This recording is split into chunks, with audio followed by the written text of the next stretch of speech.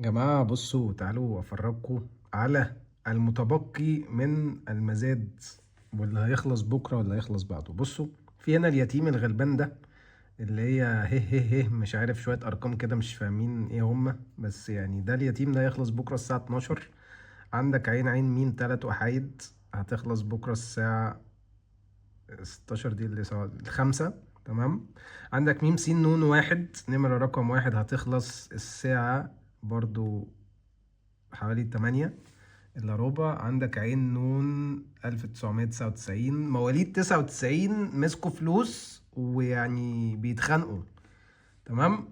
على نمرة مش عارف ايه. عندك رعب 3 1 7 النمرة دي برضو هتخلص بكرة الساعة 8:30. يعني بكرة 8:30 في هبل بقى، في كذا حاجة هتخلص وهنلاقي خناقات إلى رب السماء. يعني عندك هنا صقر 12 عليها 4، النمرة دي هتروح في حتة 5 خالص. عندك ألف سين 3 7، كان في ألف سين 3 8، وكان في ألف سين 3 3، فبتاع ألف سين تقريبا راحت منه كذا نمرة، فهو ياخد نمرة يعني ياخد نمرة.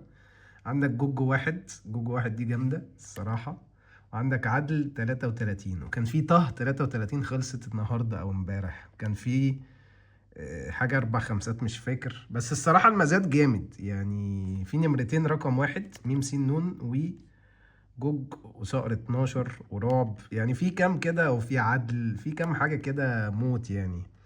وفي هنا اليتيم الغلبان ده برضو شغال، فلا الدنيا هنا في اللذيذ. فقول لي انت ايه احلى نمرة عجباك في دول، ولو هتختار نمرة مميزة على ذوقك هتختار ايه؟ احلى مسا عليكم. لو كنت بتحب النمر مميزه فانا محمد خالد، ودي النمر مميزه، واحنا معاك كل البلاتفورمز اللي هتلاقينا عليها: فيسبوك، انستجرام، يوتيوب، وتيك توك. اعمل لنا فولو في اي حته لو كنت بتحب النمر المميزه. سلام.